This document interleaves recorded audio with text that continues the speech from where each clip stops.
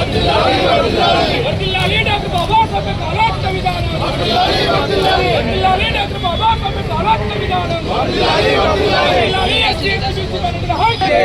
జై జై భీమ్, జై భీమ్, జై భీమ్, జై భీమ్. బోలో బోలో, జై భీమ్ బోలో, బోలో బోలో, జై భీమ్ బోలో, బోలో బోలో, జై భీమ్ బోలో, బోలో బోలో, జై భీమ్ బోలో. వర్ధిల్లాలి డాక్టర్ బాబాసాహెబ్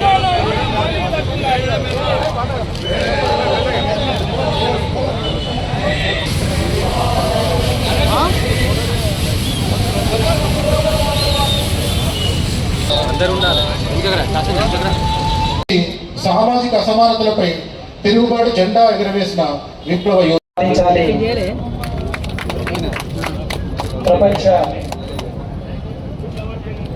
ప్రపంచంలో భారతదేశాన్ని అగ్రభాగాన నిలబెట్టాలి అనే ఒక సంకల్పంతో భారత రాజ్యాంగ నిర్మాణాన్ని చేపట్టి నవభారత రాజ్యాంగ నిర్మాతగా భారతరత్నగా వెలుగొందిన బాబాసాహెబ్ బిఆర్ అంబేద్కర్ గారి 135వ జయంతి ఉత్సవాలు రాజన్న సిరిసిల్ల జిల్లా వేదికగా నిర్వహణ జరుగుతోంది. దాంట్లో భాగంగా కేక్ కటింగ్ నిర్వహణ జరుగుతుంది. గౌరవనీయులు మాన్యులు వేములవాడ శాసనసభ్యులు కార్యక్రమ విశిష్ట కేక్ కటింగ్ జరుగుతోంది. ఆ తదుపరి వేదికపైకి ఆహ్వానం ఉంటుంది. అతిథుల ఆహ్వానం తదుపరి రోడ్ సేఫ్టీ ఓత్ కార్యక్రమంలో పాల్గొనవలసిందిగా కోరుతున్నాం.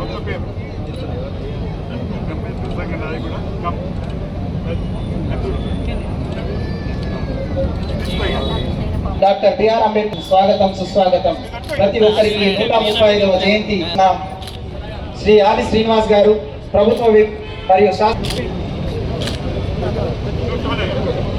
గారు 22వ వార్డు కౌన్సిలర్ శ్రీ నేదురు లక్ష్మణ్ గారు దళిత సంఘ నాయకులు శ్రీ ఆత్మూరి బాలకృష్ణ గారు జిల్లా ఉపాధ్యక్షులు తెలంగాణ అంబేద్కర్ సంఘం శ్రీ బంజారా సంఘం శ్రీ సుల్తాన్ చంద్రయ్య గారు జిల్లా అధ్యక్షులు ఎరకల సమితి శ్రీ రాయల చంద్రమౌళి గారు మండల అధ్యక్షులు సింధు హక్కుల పోరాట సమితి శ్రీ ఎడ్ల రవి గారు దళిత సంఘ నాయకులు శ్రీ కూర్మరాజు గారు సంఘం జనరల్ సెక్రటరీ శ్రీ కలికోట రాజు గారు జిల్లా ఉపాధ్యక్షులు ఎస్ఎస్ఎస్టీ సంఘం శ్రీ పండు వంశీ కిరణ్ గారు తెలంగాణ అంబేద్కర్ యూత్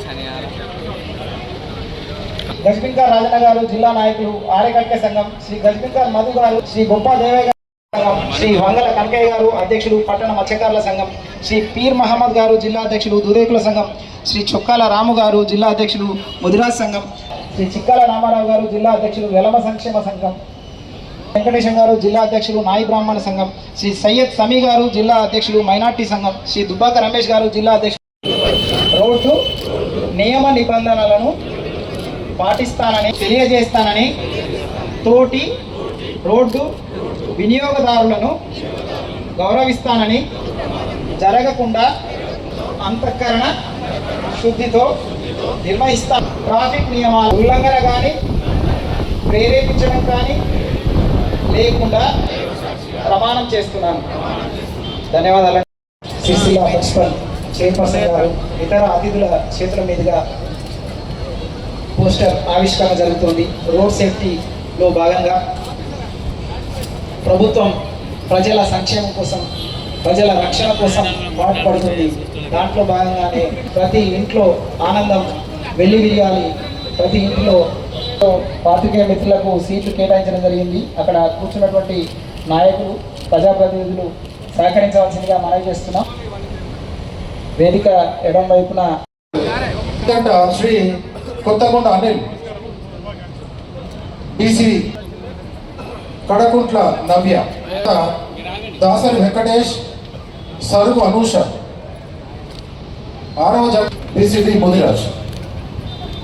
అలాగే 2,50,000 రూపాయల ఈ జంటలు అందుకుంటున్నారు.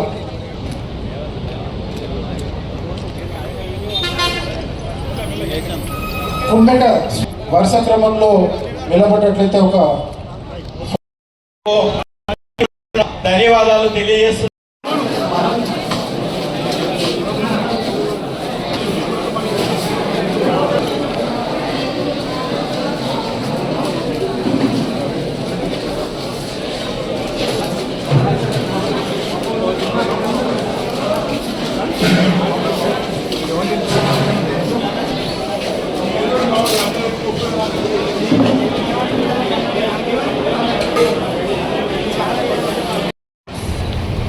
బాబాసాహెబ్ అంబేద్కర్ బర్త్ యానివర్సరీ గురించి అందరికీ పోలీస్ తరఫు నుంచి అందరికీ హృదయపూర్వక శుభాకాంక్షలు.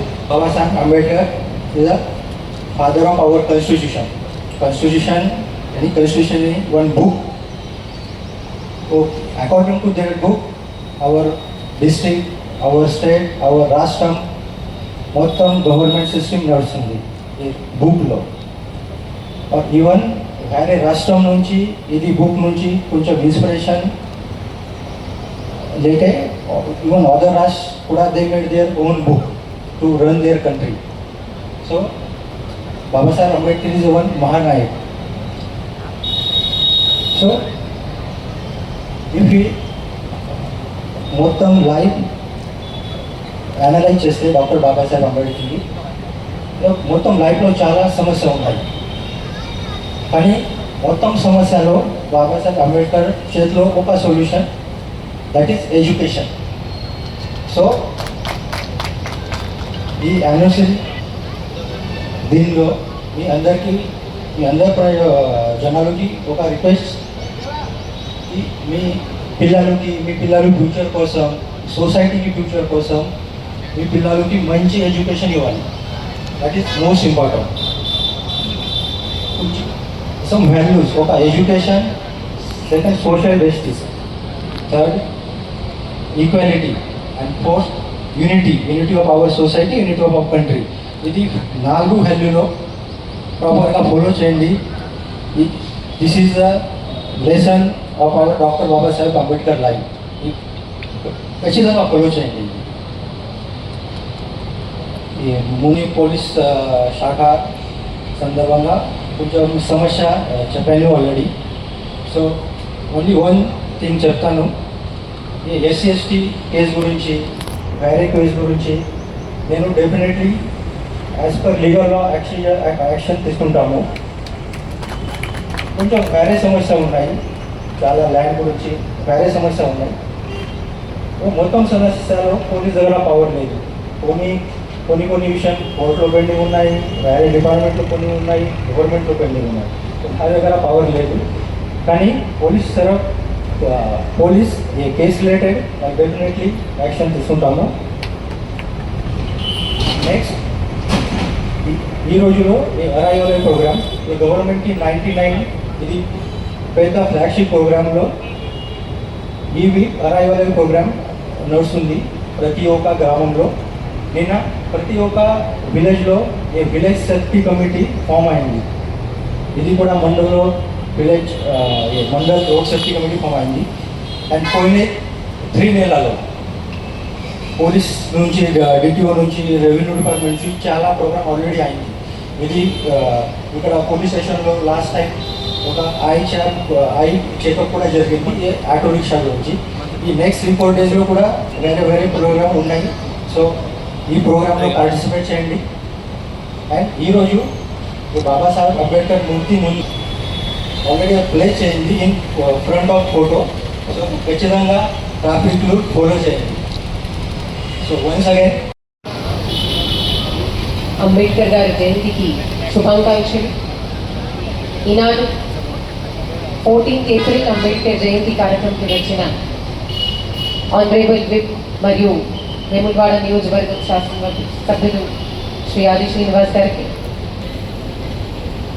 ఇప్పుడు గత నెలలో మన కలెక్టరేట్లోనే బాబు జగజీవన్ రామ్ జయంతి మరియు అంబేద్కర్ జయంతి కార్యక్రమంకి ప్రిపరేషన్ మీటింగ్గా అందరితో పాటు పెట్టడం జరిగింది.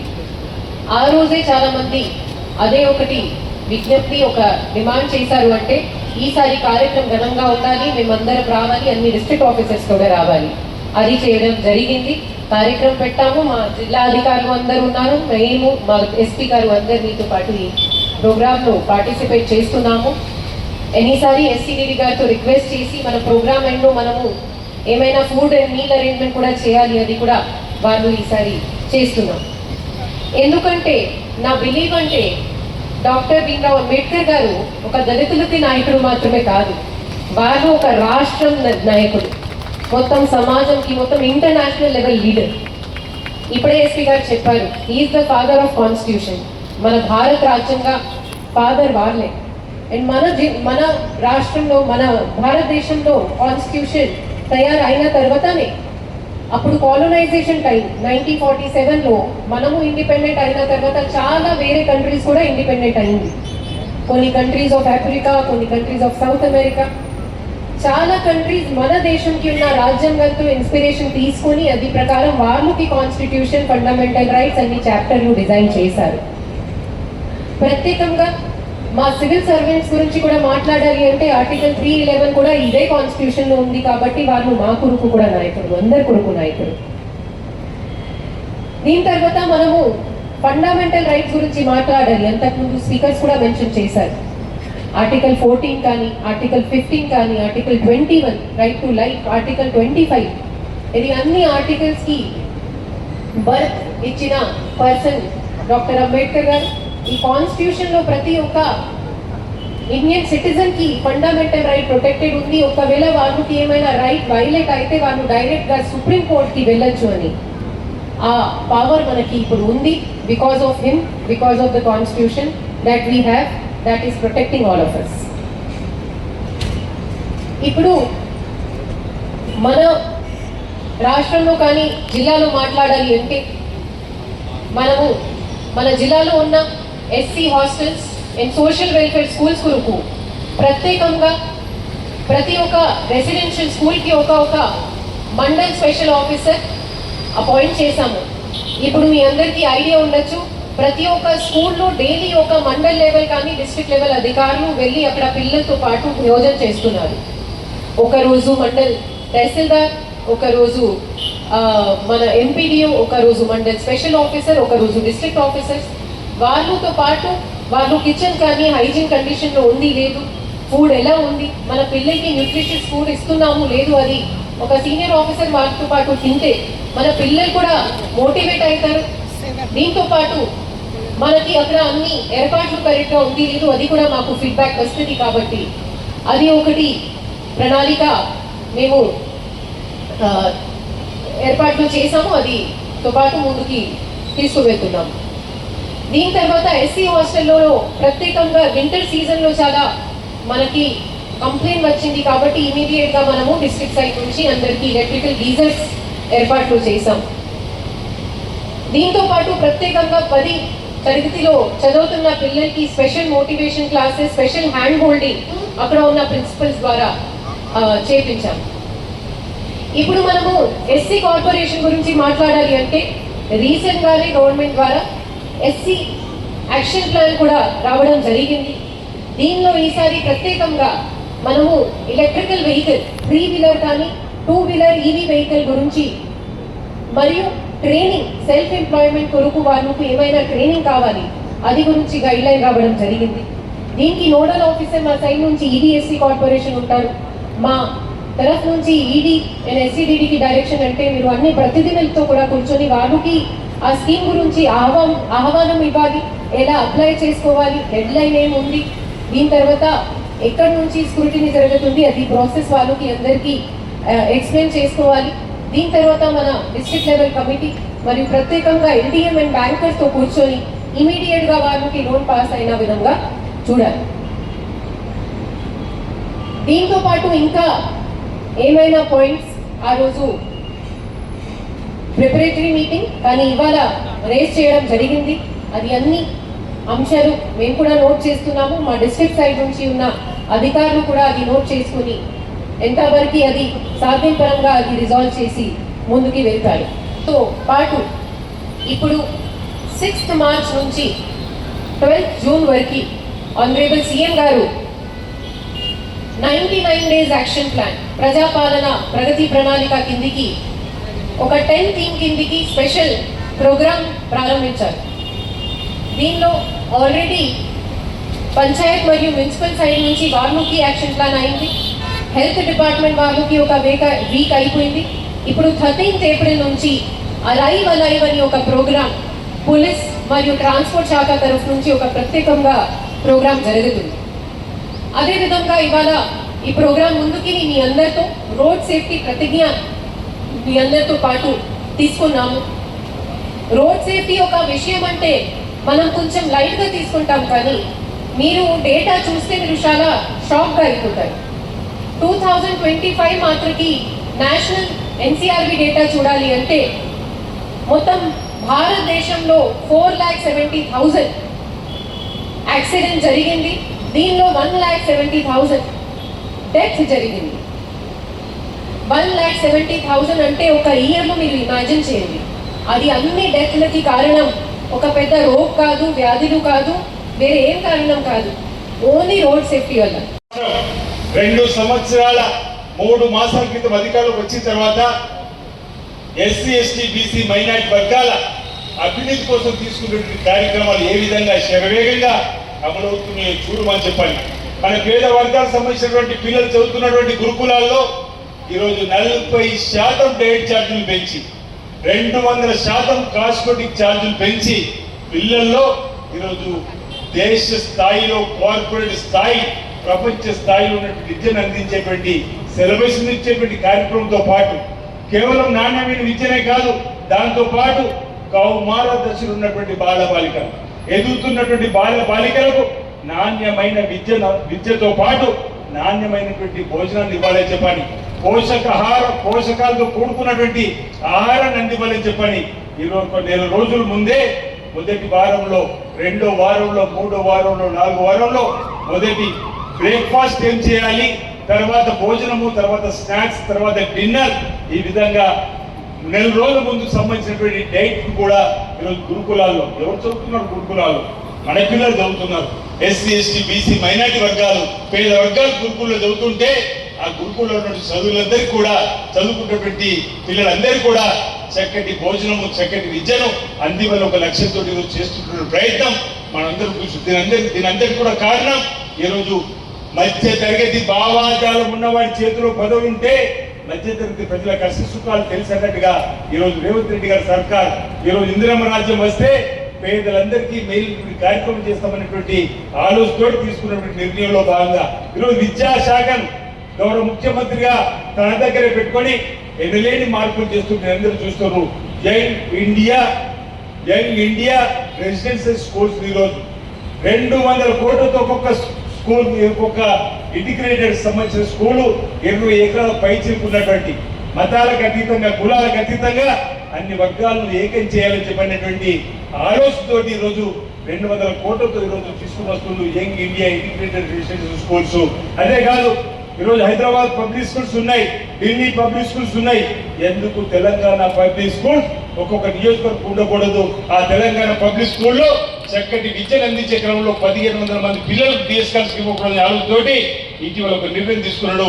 మంత్రివర్గ నిర్ణయంలో కూడా అమలైనటువంటి తీరులో నియోజకవర్గానికి ఒక తెలంగాణ పబ్లిక్ స్కూల్ రాబోతా ఉంది. 1,500 మంది డే స్కాలర్స్ చదువుకునే విధంగా ఆయా గ్రామంలో ఉన్నటువంటి పిల్లలకు ప్రత్యేక బస్సులు ఏర్పడేసి పిల్లలందరినీ తీసుకుని వెళ్ళి ఉదయం పూట బ్రేక్ఫాస్ట్ పెట్టి, మధ్యాహ్నం భోజనం పెట్టి, ఆ తర్వాత ఇంటికి పంపించేటువంటి కార్యక్రమం చూసి ఈ మధ్యలో స్కూళ్ళల్లో బ్రేక్ఫాస్ట్ తో పాటు మధ్యాహ్నం భోజనమే కాదు, ఇంటర్మీడియట్ స్కూల్ చదివేటువంటి పిల్లల్లో కూడా ఉదయం పూట బ్రేక్ఫాస్ట్ పెట్టి మధ్యాహ్నం పూట భోజనం పెట్టారని. ఎవరు చదువుతుంది ఈ పాఠశాలల్లో? ఎవరు చదువుతున్నారు ఈ ప్రభుత్వ ఇంటర్మీడియట్లలో? అందరూ పేద వర్గం సంబంధించిన వాళ్ళే. ఈరోజు ఉదయం బ్రేక్ఫాస్ట్, మధ్యాహ్నం భోజనం పెట్టడం వల్ల డ్రాప్అవుట్స్ కాకుండా ఉండాలి, పేద పిల్లలు ఉన్నతమైన చదువుకోవాలని చెప్పినటువంటి ఒక సంకల్పం, ఒక లక్ష్యం ఈరోజు తీసుకొని పోతున్నటువంటిది మీరందరూ గమనించిన ప్రభుత్వం వచ్చిన 2 రోజుల్లోనే, ఈ ప్రభుత్వం వచ్చిన 2 గంటల్లోనే ప్రజాభవన్ ఇనుప కంచెలను తొలగించి 2 రోజులు మహాత్మా జ్యోతిరావు పూలే పేరులో ప్రజాభవన్ ఏర్పాటు చేసుకొని ఈరోజు సామాన్యుడు సైతం ప్రజాభవన్ వెళ్లే విధంగా, సమస్యలు పరిష్కారం చేసుకునే విధంగా చేసే ప్రయత్నం జరుగుతుంది కదా. మొదటి 3 మాసాలు 3 కిలోమీటర్లు, మొదటి 3 మాసాలు 3 కిలోమీటర్ క్యూ లైన్ లో ప్రజలు వచ్చి మా సమస్యలు చెప్పుకున్నారు. అలాంటి పరిస్థితి అంతకంటే ముందు 10 ఏళ్ళు లేనటువంటిది. అవునా కాదు ఆలోచన చేయండి. ప్రతినిత్యం ప్రజాభవన్లో వందలాది మంది రాష్ట్ర వ్యాప్తంగా వచ్చేటువంటి పేదలకు సంబంధించినటువంటి పిటిషన్లు తీసుకొని వాటిని పరిష్కరించేటువంటి ప్రయత్నం ఈ పేదల ప్రభుత్వం, ఈ ప్రజా పాలన ప్రభుత్వం చేస్తున్నటువంటి సందర్భాన్ని మీ అందరికీ కూడా చెప్పేటువంటి కార్యక్రమాలు చేస్తూ ఈరోజు వెల్లివాడల నుంచి వెలిగినటువంటి దళిత ముత్యం మన బిఆర్ అంబేద్కర్ గారు, మన పాట కూడా ఉంది. వెల్లివాడల నుంచి వెలిగిన మన దళిత ముత్యం డాక్టర్ బిఆర్ అంబేద్కర్ గారు.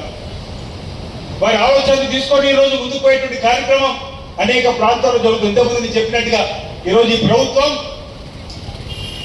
ఒక మహానాయకుడి యొక్క స్ఫూర్తిని తీసుకొని ముందుకు పోతా ఉంది.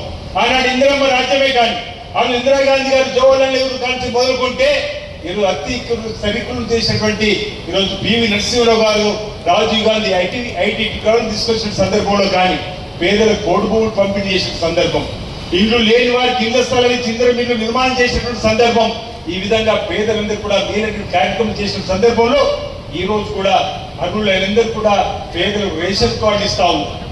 రేషన్ కార్డు ఇస్తున్న పేదలందరూ కూడా సంపూర్ణ తినే సన్న బియ్యం కూడా ఇచ్చేటువంటి కార్యక్రమం చేస్తూ ఈరోజు పేదలందరూ కూడా నాణ్యమైన భోజనంతో ఆరోగ్యవంతులుగా ఉండాలని చెప్పేటువంటి కార్యక్రమం చేసేటువంటి సందర్భం మీరందరూ కూడా గమనించారు. తెలంగాణ ఈరోజు దేశానికి రోల్ మోడల్ అవుతా ఉంది.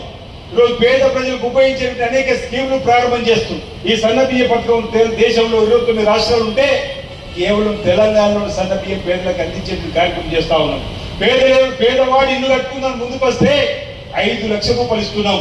మిగతా రాష్ట్రాల్లో 1 లక్ష కాదంటే 2 లక్షలకు మించి ఇవ్వడలేదు. కేవలం మన తెలంగాణలోనే 5 లక్షల రూపాయలు ఈరోజు పేదవాడు సొంతిల్లు కట్టుకుని క్రమం ఇస్తుంటే నా సొంతింటి కళ నెరవేరిందని ఆనంద బాష్పాలు రాస్తున్నటువంటి పేదవాడి సొంతింటి కళకు సంబంధించినటువంటి అనేక కథనాలు కూడా మనం చూస్తున్న సందర్భం చూస్తున్నాం.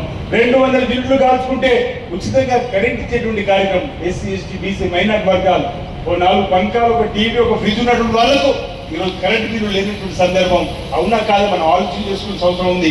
ఆధార్ కార్డు ఉంటే ఆర్టీసీ బస్సులో పేదవాళ్ళు ప్రయాణం చేస్తున్నారు. షాపింగ్ మాల్ పనిచేసే వాళ్ళు కానీ హాస్పిటల్లో పనిచేసే వాళ్ళు కూరగాయలు అమ్ముకునే వాళ్ళు కానీ దినసరి కూలిగా ఇతర ప్రాంతాలకు వెళ్ళేవారు కానీ ఈరోజు ఆడతల్లు ఆర్టీసీ బస్సులు ఉచిత ప్రయాణం చేసేటువంటి కార్యక్రమం. ఈ విధంగా పేద వర్గాలకు సంబంధించినటువంటి ప్రభుత్వం ద్వారా వచ్చేటువంటి కార్యక్రమాలు డాక్టర్ బిఆర్ అంబేద్కర్ గారి స్ఫూర్తితో అనేక మంది చెప్పే ప్రయత్నం చేయకుండా ఆ రోజు మన భారతదేశానికి స్వాతంత్రం వచ్చిన తర్వాత ప్రపంచంలో ఉన్నటువంటి అన్ని దేశాలు ఆయా రాష్ట్రాలు ఉన్నటువంటి చట్టాలను సమగ్రంగా చదివినటువంటి వాడిగా డాక్టర్ బిఆర్ అంబేద్కర్ గారు ఇంతకుముందు అన్న వాటి నుంచి వెలిగిన దళితులు మాకు సహకరించింది ప్రభుత్వం అని చెప్తున్నారు. పనిచేస్తే మీరు ప్రభుత్వానికి మద్దతు తెలియజేస్తారు. సహకరిస్తే ప్రభుత్వానికి జేజేలు పలికేటువంటి పరిస్థితులు ఉన్నప్పుడు ఎందుకు సమస్యగా ఉంచుతామనే మాట చెప్తా ఉన్నా. సమస్యలు తప్పనిసరిగా ఆ పరిష్కారం యోగ్యంగా చేసేటువంటి ప్రయత్నం తప్పనిసరిగా చేస్తారన్న మాట సందర్భంగా నేను తెలియజేస్తూ నేను సంబంధించిన ఘటన గురించి మాట్లాడడం జరిగింది. ఇటీవల మిత్రులు కూడా కలిసినప్పుడు ఈరోజు మిత్రుడు అడ్డు లక్ష్మణ్ కుమార్ గారు ప్రత్యేకంగా వారితో మాట్లాడుతూ కేక మహేందర్ రెడ్డి గారు మన జిల్లా అధ్యక్షుడు నావ సత్యం గారు మాట్లాడినప్పుడు ఈరోజు శ్రీధర్ బాబు గారు పొన్నం ప్రభాకర్ వారితో మాట్లాడినప్పుడు చేసే ప్రయత్నంలో లోపల లేకుండా జరుగుతూ ఉంది. కోర్టులో వ్యవహారం ఉంది కాబట్టి దానికి అనుగుణంగానే ముందుకు పోతూ ఆ కుటుంబాలకు ఏం చేయాలని చెప్పి ఇటీవలనే అసెంబ్లీలో లక్ష్మణ్ కుమార్ గారు వాటితో మాట్లాడిన మాటలు కూడా గుర్తు చేసే ప్రయత్నం చేస్తూ వాళ్ళందరూ కూడా భవిష్యత్తు మీకు చెప్పుకుంటున్నమాట. ఈరోజు మిత్రులు రాము గారు మాట్లాడిన రఘు దగ్గర నుండి అంశం కలెక్టర్ గారు ఎస్పీ గారు వెళ్ళినప్పుడు ఆగి చెప్పడం జరిగింది. ఒకవేళ కోర్టులో అంశం ఉంటే ఒక రకం, కోర్టులో లేకపోతే మరో రకంగా అడిషనల్ కలెక్టర్ గారు ఇక్కడ ఉన్నారు, డిఎస్ గారు ఇక్కడ ఉన్న సంబంధించినటువంటి సమస్యను చూడండి. తప్పనిసరిగా ఒకవేళ మన పరిధిలో ఉంటే న్యాయం చేసేటువంటి సందర్భంలో వారి వెంట నడిచే విధంగా ప్రయత్నం చేద్దామన్నమాట సందర్భం చెప్తూ తంగల్పల్లి మండలంలో బాబు గారు మాట్లాడినప్పుడు ఈరోజు మా దళిత భూములు రియల్ ఎస్టేట్ వారికి కన్ను పడ్డది, వారు మా దగ్గర ఉన్నటువంటి భూములన్నీ లాక్కునే ప్రయత్నం చేయడం వల్ల మాకు ఇబ్బంది అవుతుంది, సర్వే జరపడానికి సమయం లేదా, సర్వే జరపడానికి సమయం పడుతుందని చెప్పి ఒక మాట ప్రశ్న వేసిండు. వెంటనే కలెక్టర్ గారితో మాట్లాడడం జరిగింది. బాలు గారు కూడా విన్నారు. ఈరోజు అక్షయ కలెక్టర్ గారు ఇదే వ్యక్తి మీద ఉన్నాడు. వీళ్ళంత తొందరలో ఆ భూములను సర్వే జరిపి ఒకవేళ నిజంగా వాటిని గిట్ట ఆక్యుపై చేసుకున్నట్టు ఒకవేళ దళిత భూములు గిట్ట ఈరోజు రియల్ ఎస్టేట్ వాళ్ళు తీసుకున్నట్టయితే తప్పనిసరిగా కబ్జా నుంచి విడదీసి ఏవైతే న్యాయంగా చేరవలసిందో వారికి ఇచ్చేటువంటి కార్యక్రమం చేయవలసిందిగా వాస్తవాలను ఈరోజు మరి చెప్పేటువంటి ప్రయత్నం మనం చేయాలి. లేదంటే మళ్ళీ సభలో కూడా అదే జిల్లాల్లో అదే తంగలపల్లి మండలం ఈ వేదిక మీద చర్చించడానికి అవకాశం ఉంటుంది. అప్పుడు మనం ఏం చేయలేము అనే భావన కలిగేటువంటి బాధ కలిగే అవకాశం ఉంటుంది. వాస్తవం చెప్పే ప్రయత్నం చేద్దాం.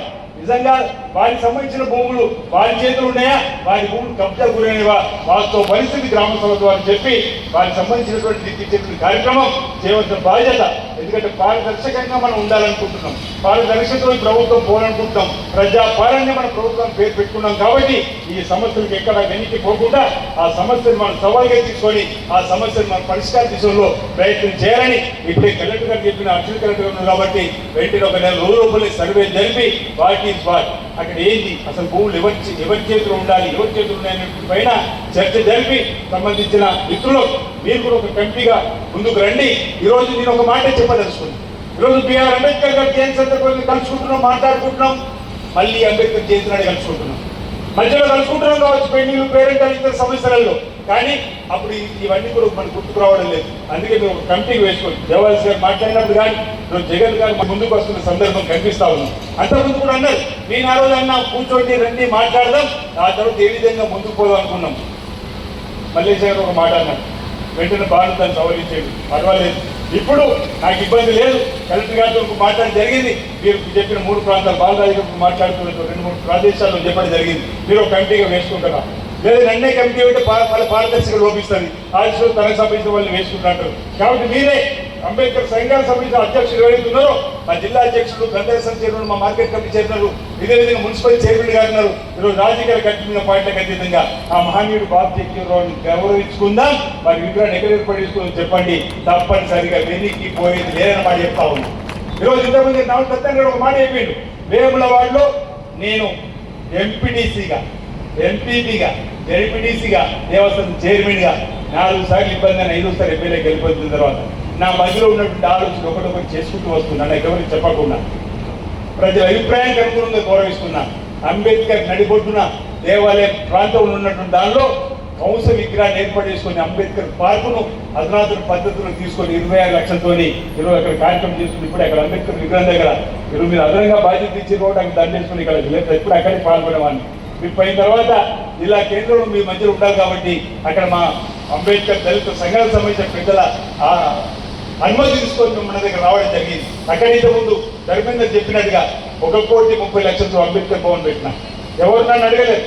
ఆ రోజు వేములవాడలో ఈరోజు గిరిజన భవన్కి 1,30,00,000 పెట్టిన ఎవరు అడగలేదు నన్ను. అక్కడ క్రిస్టియన్ భవన్కి 1,30,00,000 పెట్టిన. అదేవిధంగా బీసీ భవన్కు 1,30,00,000 పెట్టిన. అవో బిడ్డను బీసీ మనది పెట్టు అంటారని చెప్పండి. ఈ 4 కాదు, మైనార్టీలకు షాదీ కానుకొని డబ్బు పెట్టిన. ఈరోజు ఈ విధంగా అన్ని వర్గాలు కులాలకు అతీతంగా మతాలకు అతీతంగా డబ్బులు పెట్టే కార్యక్రమం ధర్మేంద్రని ఇక్కడ కూడా కావాలని చెప్పంటున్నాను. ఇక్కడ నా ప్రాతినిధ్యం లేదు, మీరు అడుగుతున్నారు, అడిగిన దానికి వెనక్కిపోయేటువంటి అలవాటు లేదు. మీరు మళ్ళీ దీనికి మాటిచ్చినట్టు కాకుండా మేము కలిపి ఎట్లా బాబు జగ్జీవన్ కోసం మీరు కమిటీ ఏర్పడిన తర్వాత నాలో ఉన్నట్టు ఆలోచన మీకు చెప్తా, ఏం చేస్తే బాగుంటుంది, ఎక్కడ ఉంటుంది స్థలం, మీ పెద్దలతో మాట్లాడతా, అటు లక్ష్మీ కుమార్ గారితో మాట్లాడతా. ఇప్పటికే ఆల్రెడీ ఉప ముఖ్యమంత్రి బట్టి విక్రమార్కతో మాట్లాడడం జరిగింది. ఒక అంశం ఇంతమంది చెప్పేది కదా, అది అందరి ప్రయోజనం సంబంధించిందే. ఏదైతే ఎస్సీ ఎస్టీ బీసీ మైనార్టీ వర్గంతో పాటు అంబేద్కర్ భవనానికి సంబంధించిన అంశం అసెంబ్లీలో మాట్లాడడం జరిగింది. వారు కూడా ఒక మాట ఇచ్చిండ్రు, దాన్ని ఇటు మళ్ళించే ప్రయత్నం చేస్తాం. ఇప్పుడు మాటించినది కాదని చెప్పేది ఇక్కడికి లేదు, ఇంకో దగ్గర ఉంది, ఆ ప్రయత్నం చేస్తామని ఎట్లాగూ బాబు జగ్జీవన్ అంశంలో కూర్చుంటాం. మళ్ళీ సుమి మళ్ళీ ఏప్రిల్ 14, 2024 కలవకండి. మళ్ళీ ఏమనుకుంటే 6వ తారీఖు జగ్జీవన్ జయంతి మీరు నెల ఈరోజు వాళ్ళకి హామీ ఇచ్చున్నట్టయితే దీనిలో నిర్మాణం చేసేటువంటి దానికి సగభాగం అందరూ మీకు ఇస్తున్న మాట మీరు చెప్పింది నిజమైతే ఇవ్వాల్సిన బాధ్యత మీ పైన ఉంది. మీతో పాటు నేను కూడా మీకు అండగా నిలబెట్టే ప్రయత్నం చేస్తా, ప్రభుత్వం చూపించే ప్రయత్నం చేస్తా. ఒకసారి మున్సిపల్లో కూర్చొని గతంలో జరిగింది ఏందో రాతపూర్వకంగా ఇస్తారా, లేదు మమ్మల్ని కూడా రమ్మంటే ఒకరోజు కూర్చొని చర్చించుకున్న సమస్యను పరిష్కారం చేసుకుంటే బాగుంటుందనే మాట, సమస్య పరిష్కారం కావాల్సినటువంటి అవసరం ఉందన్న మాట కొన్ని సందర్భంగా నేను తెలియజేస్తూ ఇంక అనేకమైనటువంటి అంశాలు ఉన్నాయి. కాలాతీతమైంది. లక్షల రేషన్ కార్డుల సంఖ్య రేవంత్ రెడ్డి గారి మధ్యలో ఒక ఆలోచన వచ్చింది. భారతదేశంలో ఏ రాష్ట్రం లేదు, బహుశా అనుకుంటా ప్రపంచంలో ఎక్కడ కూడా లేనటువంటి ఒక గొప్ప స్కీమ్. పేదల ఇళ్లలో ఎవరైనా చనిపోతే ఆ కుటుంబం తలాకిందులు అయిపోతుంది. ఎవరైనా చనిపోతే అంటే చనిపోతే ప్రమాదవశాత్తు ఇతరత్ర. ఇప్పుడు రైతు బంధు ఉంది, మనం ఏమనుకుంటాం, రైతు బంధు ఉంటే రైతు చనిపోతే 5 లక్షలు దొరికినప్పుడు అరే అతనికి 5 గుంటలు భూమి ఉండడం వల్ల రైతు బంధు దొరికింది, సరే వీళ్ళు ఏదో విధంగా బతుకుతారు అనుకుంటున్నాం. అదే రైతు కానప్పుడు ఎవరు భూమిలో లేదా ఇతరత్ర వాళ్ళు చనిపోతే అరే పాపం 10 గుంటల వ్యవసాయ భూమి 5 లక్షలు దొరుకుతుంటే వీళ్ళ కుటుంబం ఎలానో అని చెప్పాలి. మన 11 రోజుల దాకా పోతాం, దినవరం దాకా మందలి చేస్తాం నీకైతే మేము అందరం ఉన్నామని. కానీ 11 రోజుల తర్వాత ఎవరు ఆ ఇంటి వైపు చూడము, ఆ కుటుంబ అభివృద్ధి ఆగిపోతుంది. ఒకరి కుటుంబ అభివృద్ధి చనిపోతే దాంట్లో ఈరోజు గౌరవ ముఖ్యమంత్రి రేవంత్ రెడ్డి గారు మొన్న అసెంబ్లీలో ఒక చక్కటి నిర్ణయం తీసుకున్నాడు. జూన్ 2 నుంచి ఈ రాష్ట్రంలో ఉన్నటువంటి 1,17,00,000 కుటుంబాలకు ఇందిరమ్మ జాతీయ బీమా పథకాన్ని తీసుకొని వస్తున్నాడు. ఎవరికైనా ఏమని జరిగినప్పుడు 5 లక్షల రూపాయలు ఇవ్వాలి, ఆ కుటుంబానికి అండగా నిలబడాలని.